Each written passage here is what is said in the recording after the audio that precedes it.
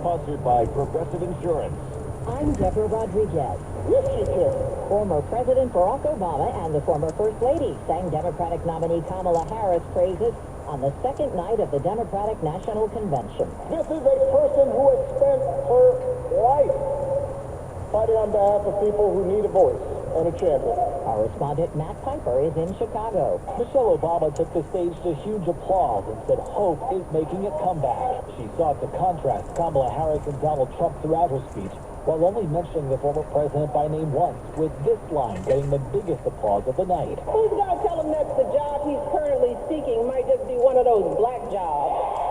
Former President Trump will campaign in battleground North Carolina today. CBS's Scott McFarlane is in Asheboro. His campaign says this will be a set of remarks focused on the military and defense issues in a state that's home to Fort Liberty and Camp Lejeune. It's also in a state that both parties think is winnable in November. A new report details a secret U.S. nuclear plan. CBS's Steve Cason. The White House says a classified nuclear strategy approved by President Biden this year is not a response to a single country or threat.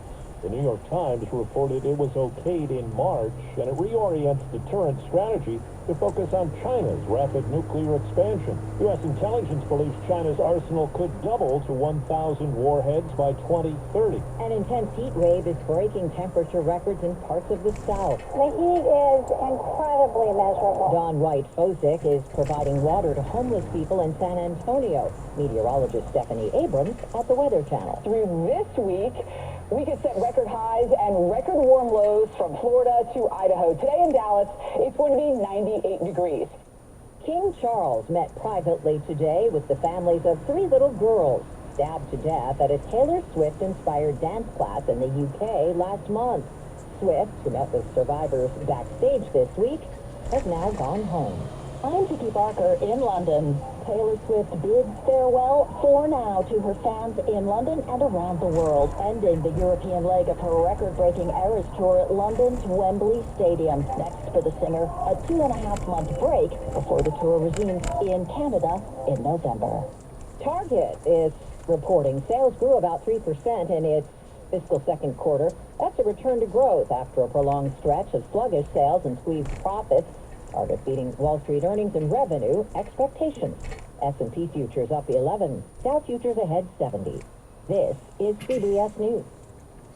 Well, that's today's news. Today's news. I didn't hear any good news, did you? I didn't think so. I guess it's all about perspective. The glass is half full. Well, as always, I'd like to thank you again for coming along with me on these Dash Cam News adventures. You know the drill. Peace, love, and all that hippie jazz. Bye-bye, everybody. It's 58 degrees in Oakland, California.